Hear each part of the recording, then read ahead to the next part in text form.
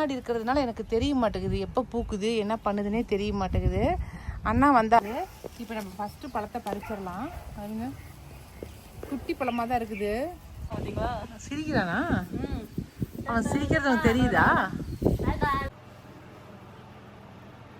அப்படியே உலர்றதை பார்த்தா அவ்வளோ அழகாக இருக்குது இல்லை?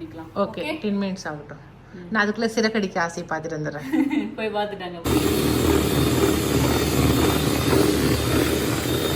இந்த ப்ரௌன்லேயே லெமன் எல்லோ மாதிரி தெரியுது. அதிலே எடுத்துடணும். ஓகே, எல்லாருக்கும் வணக்கம். இது நம்ம காக்கை கூட்டம். இன்னைக்கு வந்து நம்ம வீட்டோடைய பின்பகுதியில் இருக்கிற தோட்டத்துக்கு தான் வந்திருக்கிறோம். ஏன்னாக்கா நம்ம ட்ராகன் ஃப்ரூட் வந்து பூ பூத்துருக்குது, காய் வச்சிருக்குன்னு சொல்லி சொன்னேன் இல்லைங்களா? அதனால் அந்த ட்ராகன் ஃப்ரூட்டை பார்க்கலான்னு சொல்லிட்டு தான் வந்திருக்கோம். ஏன்னா மழை பெஞ்சதுக்கு அதுக்கும் நிறையா பூண்டு முளைச்சிருச்சு. அதெல்லாம் சுத்தம் பண்ணலாம் அப்படின்ட்டு இன்றைக்கி வந்து காலையில் அந்த வேலையை ஆரம்பிச்சிருக்கிறோம். நேற்றுக்கு நல்லா மழை பெஞ்சு இல்லைங்களா சாயந்தரமா? அதனால் இன்றைக்கி கிளைமேட் பாருங்களேன், ரொம்ப நல்லா இருக்குது. அப்படியே வெயில் இல்லாமல் இருக்குது, அப்படியே நல்லா இருக்குது. அப்படியே நம்ம காட்டு வேலை செய்கிறதுக்குலாம் ரொம்ப நல்லா இருக்குது. ஆனால் என்ன, மண் ரொம்ப ஈரமாக இருக்குது. அதனால் கொத்த முடியாது, வேறு எந்த வேலையுமே செய்ய முடியாது. பிடுங்கி விடலாம், பூண்டுங்களை பிடுங்கி விடலாமே தவிர மற்ற எந்த வேலையும் செய்ய முடியாது. அதனால தான் ஓரம் பாரங்கள் இருக்கிற பூண்டுங்களை பிடுங்கி விடலாம் அப்படின்ட்டு இன்றைக்கி அந்த வேலையை செய்கிறோம். நாங்கள் பூ பூத்துருக்குது, பார்க்கலாம். நிறைய பூ வச்சிருச்சு. அன்னைக்கு கூட பூத்துருக்க மாட்டேங்குது, நான் பார்க்கவே இல்லை பாருங்களேன். வீட்டுக்கு பின்னாடி இருக்கிறதுனால எனக்கு தெரிய மாட்டேங்குது எப்போ பூக்குது என்ன பண்ணுதுன்னே தெரிய மாட்டேங்குது. அண்ணா வந்தால் தான், மழை பெஞ்சால் நாங்கள் இந்த பக்கமே வரதே இல்லை. பாருங்கள் எவ்வளோ பூண்டு முளைச்சிருச்சுன்னு சொல்லிட்டு.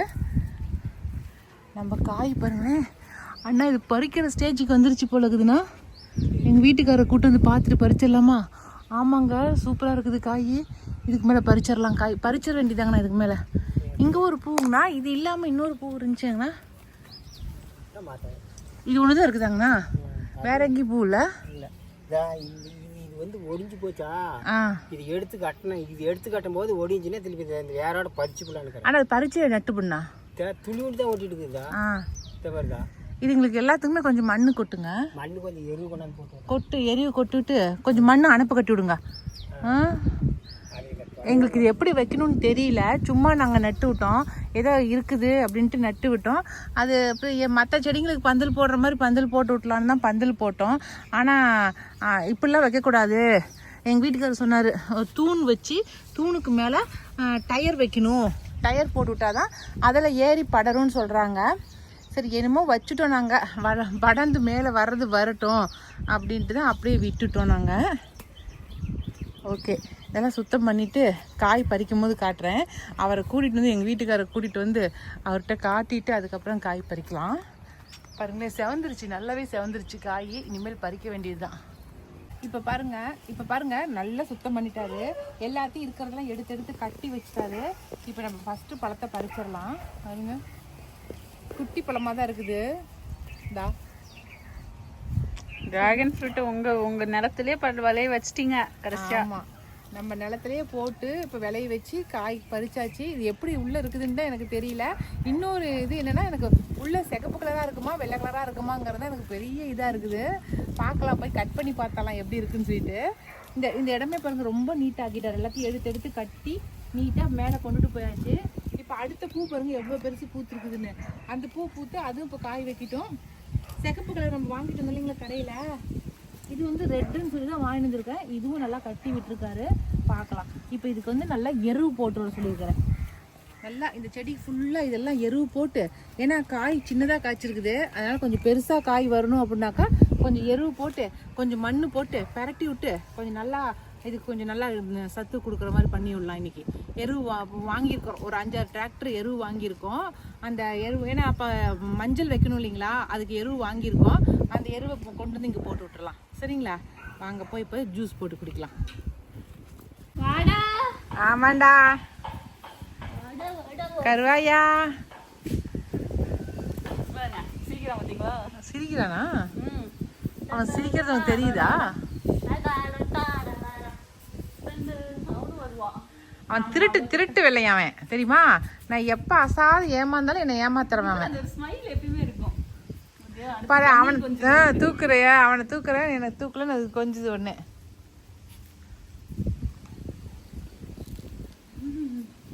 இவனையும் இறக்கி விட்டுறேன். வாங்க 2 பேரும். வாங்க எப்படி சண்டை பேர். போய் ஒன்று தூக்குறேன் வா.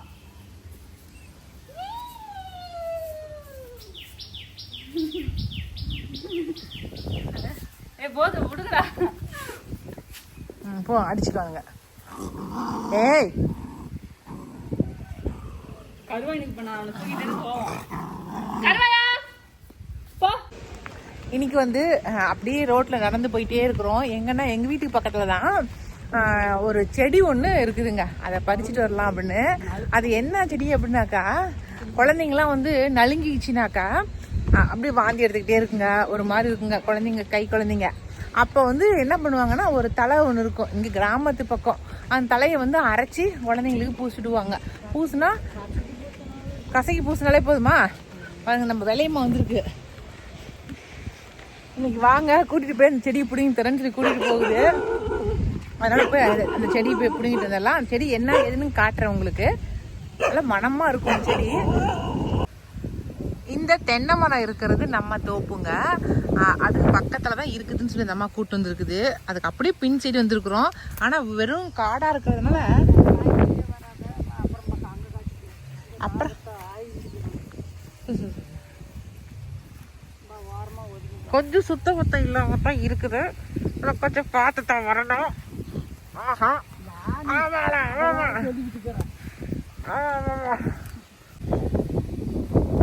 நம்ம புளிய மரம் தெரியுது பாருங்க, நிறைய பூ பூ வச்சிருக்குதுங்க நம்ம புளிய மரம். இந்த வருஷம் நல்லா காப்பு வச்சிருக்குது புளிய மரம், நல்லா பெருசாகவும் ஆயிடுச்சு, நிறைய காப்பு வச்சிருக்குது. சூப்பர். இப்போ நம்ம காட்டுக்குள்ளார இருக்கிற புளிய மரத்தை காட்டுக்கு வெளியில வந்து பார்க்குறோம். ஓகே போமா, கோ கோ கோ. கொஞ்சம் புதரா இருக்குதுங்க, அதான் மேட்டர். ஆமா, திஸ் இஸ் ஒன். எங்க கொடுங்க. இது வந்து என்னது, என்ன துளசி? நாய் துளசி. நல்ல வாசமா இருக்குதுங்க நாய் துளசி, சரியான வாசம். இது எதுக்குமா யூஸ் ஆகுது? இதெல்லாம் எதுக்கும் யூஸ் ஆகாது. இது வந்து இது என்ன செடியம்மா? கண்டுபிடிச்சிருச்சு அந்த அம்மா, கண்டுபிடிச்சிருச்சு செடியை, கண்டுபிடிச்சிருச்சு. பாருங்க சொட்டையில் இருக்குதான். எங்கம்மா இருக்குது?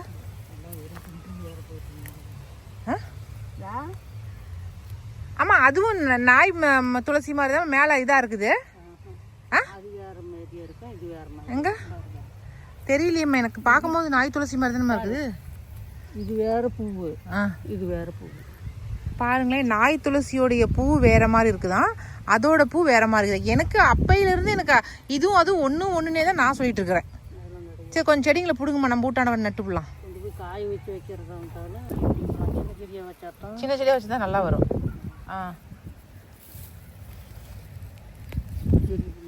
அது வேணும். சூப்பர். குன்றி இருக்குது. குன்றி இருக்குதுன்னா அந்த இது குன்றி அந்த அந்த மஞ்சள் கலர் இது இருக்குது. அது கொண்டு போய் வச்சோம்னா நல்லா அந்த பெரிய செடியில் பாரு, அந்த குன்றி இல்லை பாரு. பிடிங்க, இப்படிலாம் காய வச்சுக்கலாம். பிடுங்கக்கூடாது.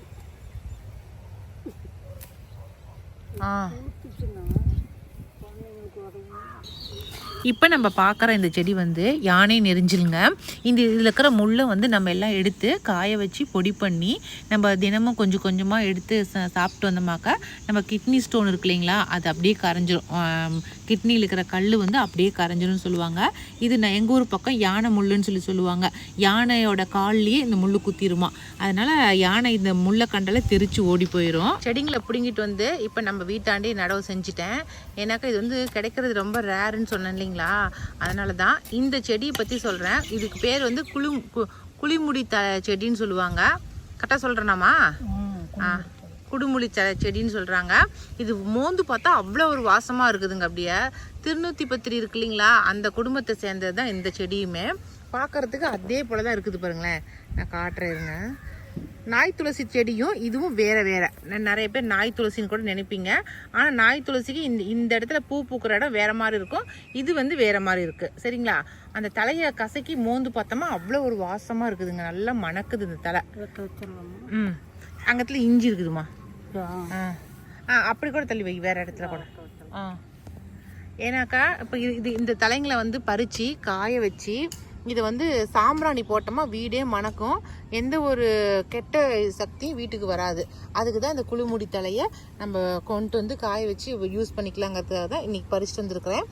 இது கூடயே வந்து காக்காரான் தலைன்னு ஒரு செடி ஒரு செடி இருக்குதுங்க, காக்காரான் செடின்னு. அதுதான் வந்து மணக்கும், அது பயங்கரமாக மணக்கும். பொண்ணுங்க பெரிய மனுஷி ஆனாலும் சரி, நலுங்கிக்கிட்டாலும் சரி, அந்த தலை இந்த தலை எல்லாம் ஒன்றா போட்டு மஞ்சள் கூட 3ஐயும் போட்டு அரைச்சி உடம்புக்கு பூசி குளிக்க வைப்பாங்க.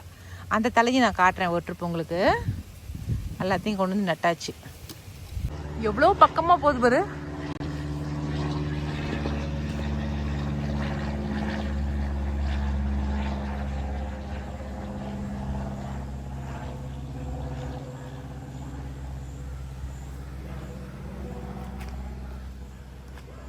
அம்மா இங்கே கொண்டாம்மா காய பார்க்கலாம்.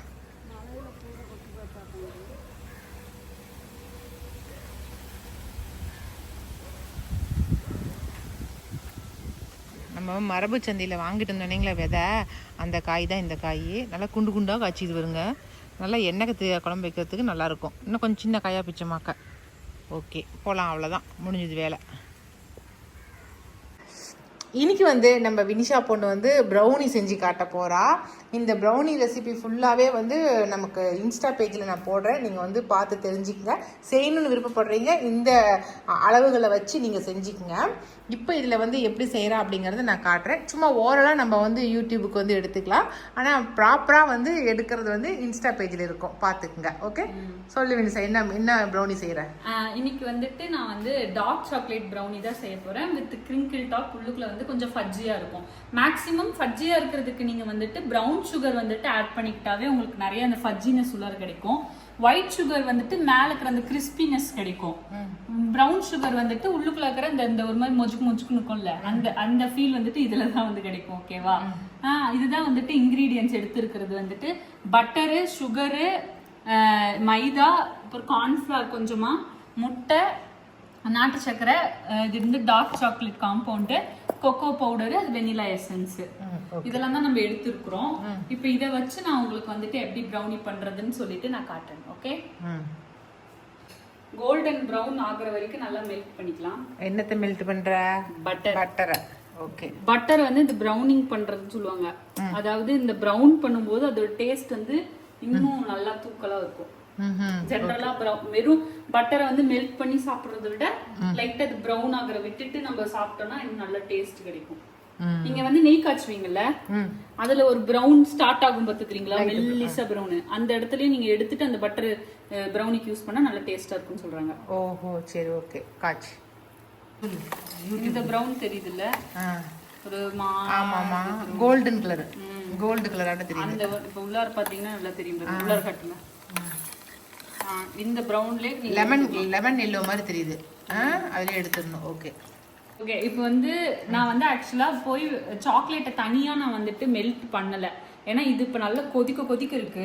நான் இது வந்து ரெஃப்ரிஜிரேட்டர்ல இருந்து எடுத்து ரொம்ப நேரம் ஆச்சு இந்த இதை. அதனால இந்த சூட்ல இதை சும்மா போட்டாலே கொஞ்ச நேரத்திலே அதுவே மெல்ட் ஆயிடும். அது மத்த ப்ராசஸ்ல நம்ம பண்ணி வைக்கிறதுக்குள்ள இது மெல்ட் ஆயிடும். அதுக்கப்புறம் அதை நம்ம கலந்து மொத்தமா எடுத்து அடுத்த ப்ராசஸ் ஊத்திக்கலாம். ஓகேவா? அதனால இதுல அந்த சாக்லேட் வந்து இதுல போட போறேன். ஓகே போடு, ஒண்ணு போடு. இப்போ வந்து ஒரு 6 எக்ஸ் வந்துட்டு நான் எடுத்துருக்கிறேன்.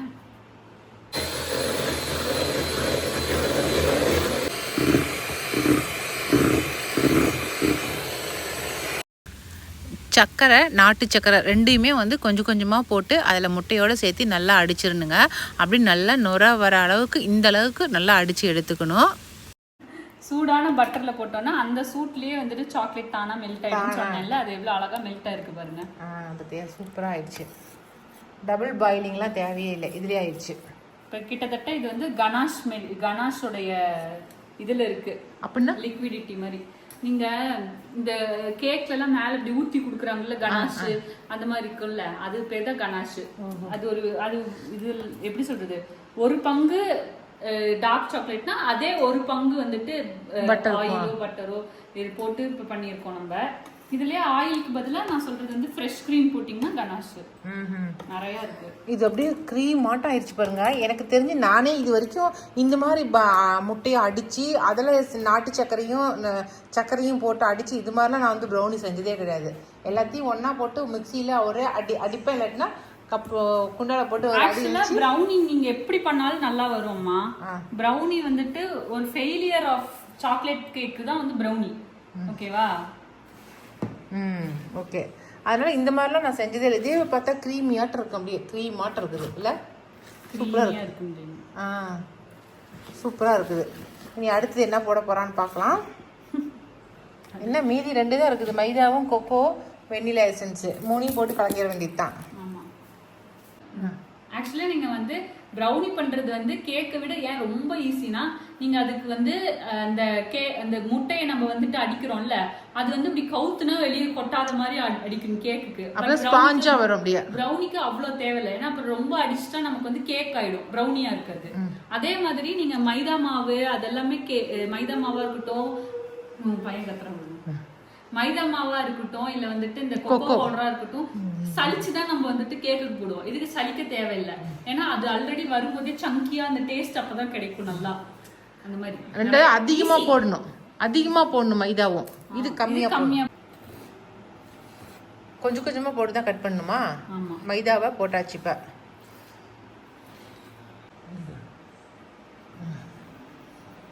கொஞ்சம் கொஞ்சமா கொக்கோ பவுடரையும் அதே போல கொட்டி அதையும் நல்லா கலந்துக்கணும், ஒரே சைடா கலந்துக்கணும்.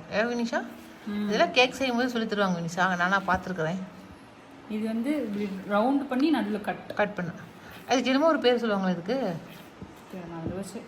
டீ கட்டர் சொல்லுவாங்க, டீ ஷேப்ல கட் பண்ணுவாங்க. ஏன் வினிஷா, கேக்குக்கெல்லாம் வந்து பேக்கிங் சோடா பேக்கிங் பவுடர்லாம் போடுறோம்ல, அது மாதிரி இதுக்கு அதெல்லாம் போடவே இல்லை. நீ கார்ன்ஃப்ளவர் பவுடர் மட்டும் போடுற? கார்ன்ஃப்ளவர் மட்டும் கொஞ்சம் கெட்டி தன்மைக்காக போடுறோம். அந்த கேக்கு நீங்க தான் சொல்றீங்களா, கேக்குக்கு தான் பேக்கிங் சோடா பேக்கிங் பவுடர் போடுவாங்க. இது கேக் கிடையாது. ஓ, அப்ப இது கொஞ்சம் போடக்கூடாதா? சிலர் போட்டு பண்ணுவாங்க, அவங்க கஸ்டமர்ஸோ இல்லை அவங்களுக்கு வந்து பண்றவங்களுக்கோ அந்த கேக் டெக்ஸ்டர்ல தான் பிடிக்குமே டேஸ்டே. அப்படி கேட்குறவங்களுக்கு கொஞ்சமா பேக்கிங் பவுடர் போட்டு பண்ணலாம். அப்பயும் பேக்கிங் சோடா தேவையில்லை, பேக்கிங் பவுடர் மட்டும் போட்டால் போதும். அவ்வளோதான், வேலை முடிஞ்சிருச்சா? இப்போ இதில் தேவைப்பட்ட நட்ஸ் எல்லாம் போட்டுக்கலாம் இந்த ஸ்டேஜில் இல்லை.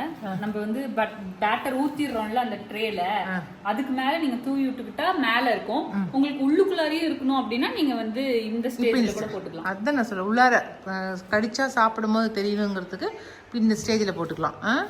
வால்நட்ஸ்லாம் நுணுக்கி போட்டுக்கலாம். ஆமாம். இப்போ நம்ம வந்து வெனிலா எசன்ஸ் ஊற்ற போகிறோம். வினிஷா, வெயிட் நான் என் பாட்டில் வெனிலா எசன்ஸ் இத்தனோண்டு தான் இருக்குது, உனக்கு என்ன பெரிய மருந்து பாட்டில் மாதிரி இருக்குது? இது வந்து கொஞ்சம் அதை விட காஸ்ட்லி, அதை விட குவாலிட்டி நல்லது. நான் போனப்ப ஃபர்ஸ்ட் கிளாஸ் நாங்கள் போனோன்னு கேக்கு தானே செஞ்சோம். ஃபர்ஸ்ட் கிளாஸ் வந்து யாருக்கு அந்த வெண்ணிலா எசன்ஸை பற்றி தான் அந்த மேம் வந்து எங்களோட செஃப் வந்துட்டு கழுவி ஊற்றுனாங்க. நீங்கள் அந்த குட்டி பாட்டிலில் வாங்கி ஊற்றவே கூடாது அப்படின்னுறது வந்து ஃபர்ஸ்ட் ரூலே எங்களுக்கு சொன்னாங்க. சரி, ஏன் வந்து அந்த மாதிரி அந்த பாட்டில் இருக்கிறது ஊற்று எல்லாருமே அதானே ஊற்றுறாங்க, உங்கள் மேம் மட்டும் ஏன் அப்படி வேண்டான்னு சொன்னாங்க? சரி, ஜென்ரலாக நீங்கள் சொல்லுங்கள், வெண்ணிலா எசன்ஸ் எவ்வளோ காஸ்ட்லி? வெண்ணிலா யாருக்கு தெரியும்? வெண்ணிலா பீன் எவ்வளோ காஸ்ட்லி? வெண்ணிலா பீன்ஸ் எடுத்து பண்ணுறாங்கல்ல, அது எவ்வளோ காஸ்ட்லி தெரியலையே. ரொம்ப ஆரம்ப காலத்துல வந்து கேக்குன்னா அத்தனை பாட்டில தான் வாங்கி கொடுக்குறாங்க. அது வந்து ரொம்ப வந்து மட்ட குவாலிட்டியா? அப்படிதான், அது நான் வாயால சொல்லல. ஓஹோ, சரி விடு. சரி, அப்புறம் வேற என்ன பண்ணுவோம் அதில்? இதில் என்ன சாக்லேட் ஊற்றிடணும் கடைசியா. இது நம்ம பேட்டரு, இல்லை கடைசியா நம்ம மெல்ட் பண்ண சாக்லேட் இருமினி சேர்ப்பு தான் அந்த பக்கத்தில் இந்த பக்கம் வந்து மெல்ட் பண்ண சாக்லேட் ஊற்ற ஆரம்பிச்சிடலாம். கொஞ்சம் கொஞ்சமாக ஊற்றி கலக்கிக்கணும். மொத்தமாக ஊற்றிடலாம். சூப்பராக இருக்குதுல்ல? இன்ஸ்டாக்கு எடுக்கிறேன்னு வச்சுக்கலாம். அவ்வளோதான். அந்த கேக்கு பேட்டரை சாப்பிட்றதுக்கு அவன் கேட்குறான் பாருங்களேன். விஸ்காஸே, அது என்னடா முட்டை, பச்சை முட்டை அடிக்கா வேகாத முட்டை இருக்குது இல்லை, இப்போ எப்படி திம்பாது முட்டை மாட்டீங்கயா? முட்டைன்னு சொன்னால் பிடிக்காது, நம்ம வந்துட்டு அப்படியே வச்சுருவாங்க. ஒரு மாதிரி மெதுன்னு ஆயிடுச்சு தானே அது. சூப்பராக இருக்குது. கலரும் சேஞ்ச் ஆயிடுச்சுல, சாக்லேட் போட்டதுக்கு அப்புறமே நல்லா டார்க் ஆயிடுச்சு. இந்த வினிஷா பொண்ணு கேக் செய்கிறதுனால இந்த கபோர்டில் இருக்கிற 4 ரேக்குமே அவளுக்கு சுத்தம் பண்ணி கொடுத்தாச்சுங்க. அங்கே மேலே அவள் திங்ஸு, கீழே அவள் திங்ஸு, இதுலேயும் 3 இடத்துல இப்போ வச்சுருக்கா. 4th ரேக்லேயும் வச்சுட்டு போகிறா. 4th ரேக்கில் வச்சுன்னா அந்த தேன் டப்பாவில் தூக்கி வெளியே போடுவேன். தேன் டப்பாவை எடுத்து உள்ளே வச்சுக்கிறேன். அவ்வளோதான். 4 ரேக்குமே வெறும் கேக் வைக்கிற ஐட்டம்ஸ் தான், கேக் ஐட்டம்ஸ் தான் எல்லாம். பாருங்க, வெறும் அலுமினிய குண்டாவாக இருக்குது, ட்ரேவாக இருக்குது. இத்தனைக்கு வந்து வாங்கி வச்சிட்டா. சூப்பராக ஒரு ட்ரேயில் வந்து அடியில் வந்து எண்ணெய் தடவிட்டாங்க. எண்ணெய் தடவி அதுக்கப்புறமேட்டு பட்டர் ஷீட் போட்டு அப்படியே ஓரங்களை கட் பண்ணி அதுக்குள்ளே ஷீட் பண்ணியாச்சு. கொட்டிடலாம். அவ்வளோதான். இப்போ இதில் ஊற்றி வச்சோமாக்கா நமக்கு ப்ரௌனி ரெடி ஆயிரும். அதுக்குள்ளே வந்து நமக்கு ஃப்ரீ ஹீட் ஆகிட்டு இருக்காங்க நம்ம ஓவன். ஒரு 5 நிமிஷம் வச்சுடா. 10 நிமிஷம் ஓவன் வச்சாச்சு. சரி ஊற்று. அப்படியே உலர்றதை பார்த்தா அவ்வளோ அழகாக இருக்குது இல்லை? நடுவில் வந்து நல்லா குண்டு குண்டு இது வச்சுட்டு இருக்கிறேன். என்னது வைக்கிற? Milk chocolate. Milk chocolate. Dairy மில்க்லாம் வச்சுருக்கீங்க? ஆமாம், அதில் தான் மில்க் சாக்லேட். ஓ, இப்போ இது கசக்காது. இதில் டைரி மில்க். டேஸ்ட் பார்க்குறீங்களா? வேணாம், எனக்கு வேணாம், தொண்டை வலிக்கும். ப்ரௌனியை மொத்தமாக ரெடி ஆனதுக்கப்புறம் சாப்பிட்டுக்கிறீங்களா? ஆமாம். நம்மளுடைய ஓவன் வந்துட்டு ப்ரீ ஹீட் ஆகி ரெடி ஆயிடுச்சு. அதனால நம்ம இப்போ வந்து நம்மளோட ட்ரே ஃபுல்லாக பாருங்க, அழகா இருக்கா? சூப்பராக இருக்கு. இதில் வந்து 160 டிகிரியில் வந்துட்டு ஒரு 10 மினிட்ஸ் வச்சுட்டு அது ஆஃப் ஆன உடனே 140 டிகிரிஸில் ஒரு 10 மினிட்ஸ் வச்சா வந்துட்டு நம்மளுடைய ப்ரௌனி ரெடி. ஓகே, டாப்போட. ஓகே. 160 டிகிரி செல்சியஸில் வந்து ஒரு 30 நிமிஷம் வச்சு எடுக்கணுங்க. எங்கள் வினிஷா வந்து 10 நிமிஷம் ஒரு ட்ரிப்பு வச்சுட்டா. அதுக்கப்புறம் மறுபடியும் ஒரு 20 மினிட்ஸ் வச்சு எடுத்தா. இந்த மாதிரி 2 டைம்ஸாக வச்சு எடுத்துக்கிட்டா நீங்கள் ஒரே டைமாக கூட நீங்கள் 30 மினிட்ஸ் வச்சு நீங்கள் எடுத்துக்கலாம். பண்ணிக்கலாம். ஓகே, 10 மினிட்ஸ் ஆகட்டும். நான் அதுக்குள்ளே சிறக்கடிக்க ஆசை பார்த்துட்டு வந்துடுறேன். போய் பார்த்துட்டாங்க போங்க. ஓகே, ஏன்னா சீத்தாடிக்கெலாம் மாட்டிக்கு போகிறா. ஆமாம் ஆமாம், போங்க. இங்கே பார்த்தீங்களா, தொட்டு பார்த்தீங்களா? இந்த கிரிங்கிள் டாப், கிரிங்கிள் டாப்போட வந்திருக்கு. இப்படி விரிசல் விட்டுட்டு வந்திருக்கு. இதை கையில பிடிச்சி தூக்கி ஊத்திக்கால ஒடிச்சு வச்சுட்டா. இதுக்குள்ள தெரியுதா ஃபஜ்ஜியா இருக்கு உள்ளுக்குள்ளார. அதுக்கு பேரு மேல கிரிங்கிள் டாப், கீழே ஃபஜ்ஜி. இப்போ உடைக்கவே கூடாது. இது நல்லா ஆறணும். நல்லா ஆறுனதுக்கு அப்புறம் கட் பண்ணினா தான். அப்ப காலையில தான் எடுக்கணும். இல்ல அவ்வளோ இல்ல, ஒரு 1 மணி நேரம் 1.5 மணி நேரம் காய விட்டுறணுமா. அவ்வளவுதான். சிறகடிக்க ஆசையும் முடிஞ்சிருச்சு, இதுவும் முடிஞ்சிருச்சு. நான் போய் படுத்துக்கிறேன். இது அப்படியே மூடி போட்டு வச்சு நாளைக்கு தெரியுது, எல்லாமே தெரியுது. சாக்லேட் தெரியுதா? தெரியுது வினிஷா. எல்லாத்தையும் அது தெரியுது இது தெரியுதுன்னு சொல்லி கேட்டு கடைசியா திங்கிற அளவுக்கு பண்ணிவிடாத. இப்பயே கட் பண்ணி சாப்பிட்ற அளவுக்கு பண்ணிவிடாத. ஓகே, அப்படியே பேக் பண்ணி மறைச்சு எடுத்து வை. காலைல கட் பண்ணிக்கலாம். ஊடா பேக்கரியானே தெரியல. சரி, ஊடா. அவ்வளோதாங்க, இன்னைக்கு வீடியோ இதோட முடிஞ்சிருச்சுங்க. இந்த வீடியோ பிடிச்சிருந்துச்சுனாக்கா லைக் பண்ணுங்க, மறக்காம நம்ம காக்கை கூடத்துக்கு சப்ஸ்கிரைப் பண்ணிருங்க. இனி அடுத்த ஒரு புது வீடியோல சந்திக்கலாம். பாய்.